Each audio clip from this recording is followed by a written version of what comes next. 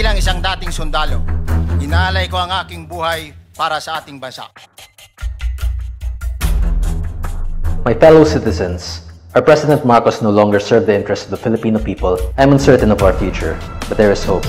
Armed Forces of the Philippines, Philippine National Police, and Philippine Reserve Forces, along with all the citizens who dream of a better future for our country and our descendants, join our call to invoke our democratic right to have our voices be heard. Let us call upon people power and create a better Philippines that our children will be proud of. Starting October 12, 2025, we shall work towards freeing our beloved country from the hands of the greedy and corrupt. Long live the Philippines, long live the Filipino people. Ay, October 12! Sama-sama tayo, October 12!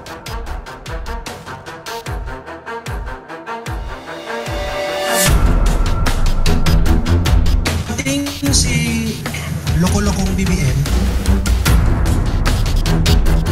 kung hindi ba naman si Raulo nagbenta ng bigas, Oh my God! ibibigay mo dapat yan eh, kasi nasa lantayan, di ba?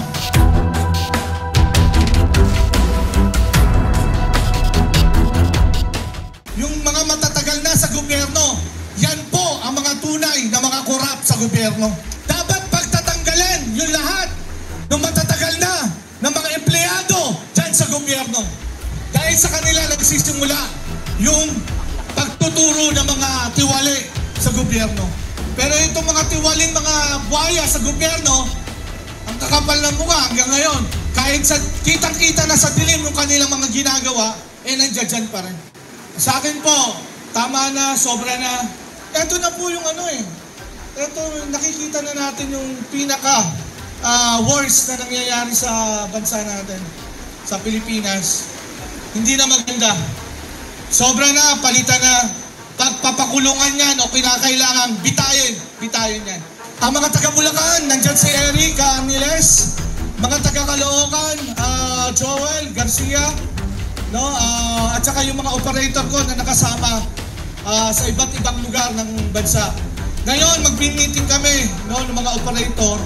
Ay, October 12, sama-sama tayo, October 12, no? Yung detalye, ilalagay na lang namin sa GC. Okay? Maraming salamat pa.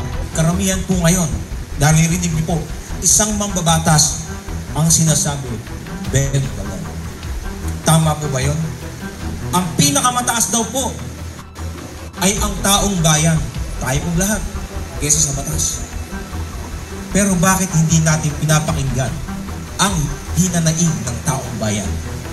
Kung mataas pala tayo, bakit binabali natin ang batas? Sa mga kababayan natin, Luzon, Visayas, Mindanao, ipanalangin po natin ang bansang Pilipinas na lugmok ngayon sa kahirapan. Ang hinihiling ko lamang po, suportahan natin yung mga dapat suportahan ng mga mamumuno sa ating bayan na may malasakit sa taong bayan at minamahal ang Pilipinas. Ito na yung pagkakataon, yung BIP, Voice of Individual. So maririnig ng bawat nandito ngayon ang hinaing ng bawat sektoral. Kung makikita nyo yung mga kasama kong direktor dito, mga veterano na to, malupit. Ngayon, maririnig na ang kanilang boses. So, sa pagkakataon to, alam nyo ba yung walis tingteng? Kapag isa lang yan, hindi yan didinggin. Hindi yan makakadampot ng basura. Pero pagka marami na yan, pagsama-sama na yan, makakawalis na yan. Malilinis na yung mga buhaya na yan. Di ba?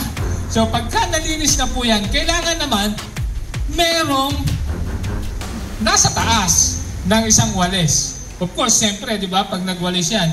So ito na yon yung BIP. Yung mga buhaya na yan, actually, dinidinay nila eh. Di ba? Yung korupsyon na nangyayari sa atin. Sabi ko, magsama-sama kayo. Magproyekto kayo. Ilan ang tao sa Pilipinas? Ang pagkakaalam ko, nasa 120 million tayo. Lahat tayo. Yung mga buhaya na yan, ibalik nyo lang yung 2 million sa bawat Pilipino. Trillion yung nakorap nila. Sobra-sobra pa. So 240 million lang yun. Wala nang mahirap sa Pilipinas. Lahat milyonaryo na. Di ba? Naniniwala ba kayo ron? Kaysa naman trilyon yung kanilang nakurap, pero wala eh. So, ito na yung pagkakataon, BIPSD. Ito yung pagkakataon na kung saan dapat silang matakot dahil ang lahat ng taong nasa harapan ninyo ay maninindigan para mawala ang lahat ng buhaya sa Pilipinas. Kami po may panawagan by signature campaign. Ginamit na instrumento ngayon ng administration si Justice Secretary Boying Rimilla ilinagay sa ombudsman para imbestigahan una ang confidential fund ni Sara. Pipirma po tayo na hindi papuin si Boying Rimilla para dito sa isyong ito kasi delikado po. November 30, mayroon po tayong IDSA Revolution, Revolutionary Government, tanggalin lahat ang nanungkulan sa ating bansa. The question now is, do we have meaningful leaders around us or in the country? Maybe your guess is as good as mine. As far as I'm concerned, and I think this is also your belief, you share this belief, we can count by our fingers meaningful leaders of our country. Maybe this person seated next to me at the presidential table, and the members of officers and members of the IPSD, we can trust them. They are meaningful leaders. That's why we are here today. But by and large, we see what do you call this? Meaningless leaders. When I call meaningless leaders, these are the leaders who are deforming this country through massive corruption, through hypocrisy, walang puso, walang kaluluwa, at nakakahiya po tayo sa ibang bansa. There is a news this morning I heard from the radio.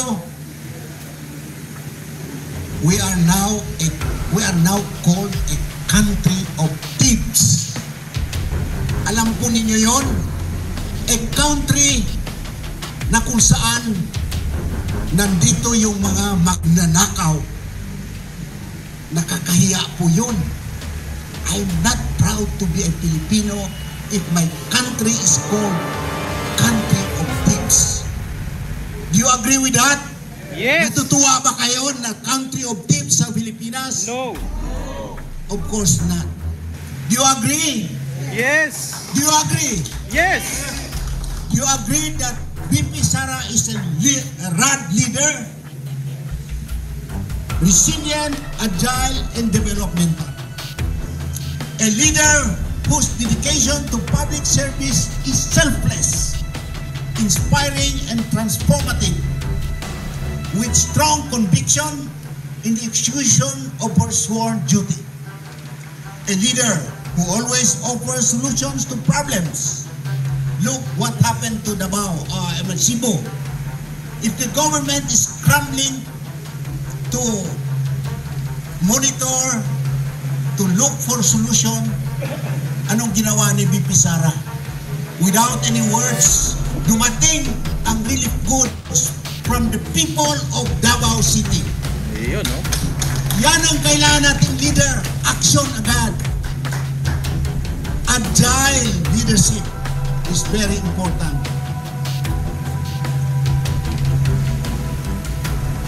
He is always there to offer solutions to problems rather than adhering to blaming game strategy. A leader based on the results of various national surveys clearly showed the highest trust by Filipinos as they are inspired of her leadership despite being continuously castigated with so many accusations hurled against her.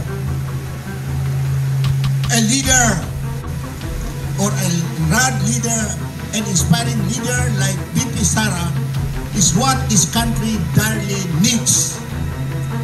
When people are inspired of their leader, they volunteer respect, obedience, discipline, and easy to contribute to national national unity and development.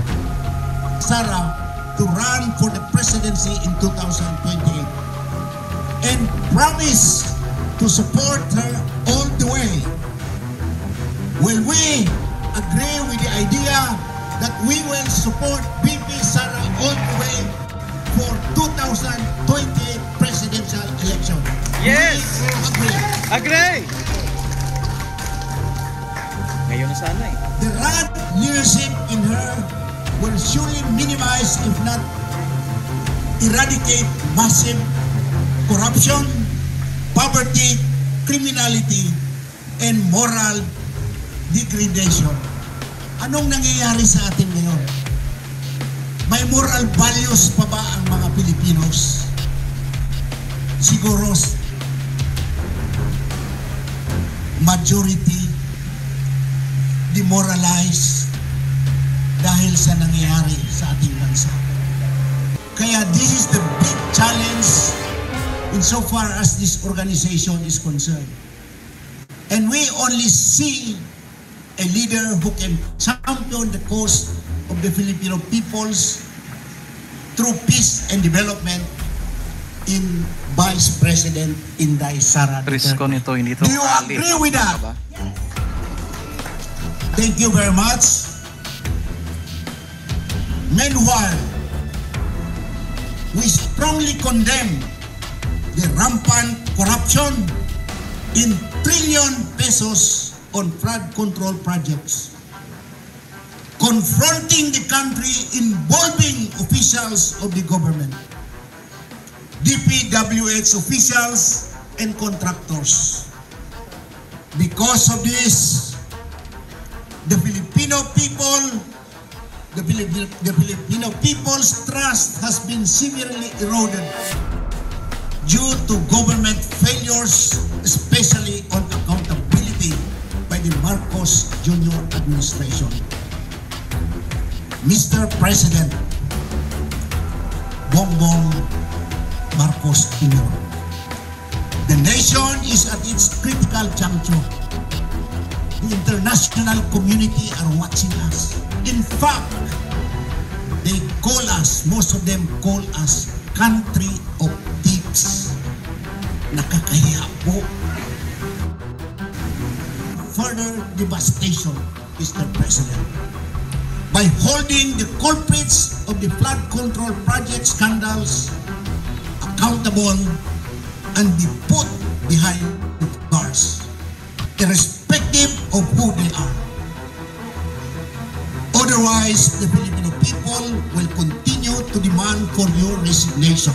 If you cannot do this, history will remember you as president of cover-ups and weak action. Ganun ang ibang bansa. Sa Pilipinas, another opportunity to get a kickback. Kailangan mabago na po. It's the system ang problema. Walang nahuhuli. Dahil malapit nang mahuli, sinapol ng Senate. They are really doing this cover-up. Kaya ako po ay kasabay ng VIPSD na tatayo po na nagsasabing mali na po ang ginagawa ng gobyerno. Hindi na po yung tama. Kayo ay para na lang sa inyong sarili. Hindi na kayo para sa bayan. Kaya tayo po ay magkaisa, magtulungan po tayo. At para po sa amin, naniniwala po kami na ang pag-asa at saka bakit ganito ang nangyari. Kasi kung nauna po si VP Sara, wala nang VP Sarang tatakbo after. Diba? Paano natin mababawi? Si Lord po ay may mga paraan. Inuna mo na sila para pagdating ni VP Sara, hindi na natin ibabalik sa kanila. Kagagaling ko lang ng Cebu. No? I just arrived last night. Kasi nga, kung narinig nyo, merong nangyaring lindol doon, di ba? So, nangyari yung lindol, that was September 30. Immediately the following day, October 1, nag-fly kaagad ako doon, no? To, of course, with DDS Saraon Confederation, isa tayo sa nagbigay kaagad ng tulong, no? Dumating din si VP Sara kaagad, no? Siya ang pinakaunang dumating doon without any fanfare, without any media. Yung mga nakikita natin sa Facebook na may mga pictures sa VP Sara doon, ang nagkuha noon, mga ordinary people, walang media, no? Dumating si Loko-Lokong BBM October 4. Kung hindi ba naman si Raulo nagbenta ng bigas, My God. ibibigay mo dapat yan eh. Kasi nasa lantayan, di ba? Kung devastated yung country, ay yung area, if the area has been devastated by earthquake or perhaps typhoon and other calamities, the government should be giving free rice and other goods to those affected. But ano ginawa? Pinagyayabang pa na pwede na kayong bumili ng murang bigas. Tama ba yun? Di ba? Hindi? Let's continue the fight, no? Tama yung sinabi ni Commissioner Ronald Adamat, no? Na itong corruption, 1.7 trillion ba? 1.7 trillion tapos aatakihin nila si BP Inday sa 125 million na confidential funds. Di ba mga loko-loko? No? Tapos merong COA ruling na above board naman yun, no? At hindi pa yan dyan sa flood control. Hindi pa natin nasilip yung farm to market road ng DA. No? Hindi pa natin nasilip yung mga dams dyan sa NIA. Ang dami pang mga government agencies na meron ding mga kabulastugan na ginagawa. No? So this is just the tip of the iceberg actually. That's why VIPSD and all other groups, no, my group, by the way, I'm the national president of Kilosang Pagbabagong Pilipinas, no? We are really at the forefront of advancing the transparency advocacy, no? In fact, doon sa Visayas, meron tayong tinayong grupo doon na task force na nag-iikot-ikot sila to investigate, to gather documents that will really expose all those irregularities, no? Especially doon sa mga farm to DPWH and all these things, no? So I hope that we will hold the line. Ang mga tao kasi ngayon, and I'm sure you will agree with me, no? All of us here, I'm sure will agree. Ang mga tao kasi ngayon, ordinaryong tao, hindi nila alam na hawak pala nila sa kamay nila ngayon at the palm of their hands right now, dalawang matinding kapangyarihan. Una, hindi nila alam na hawak pala nila ngayon yung power, no? Pangalawa, malamang, I'm sure alam nila pero hindi nila alam paano gamitin ito. So that's why tayo, no, sa DDS Sara All Confederation, VIPSD, itong bagong grupo na I will be really rooting for, no, in the next days to come, and I will be including it in my prayers as well. We will teach people to use that power at the palm of their hands and exercise it. Okay, so again, maraming salamat sa inyong lahat at magandang umaga po.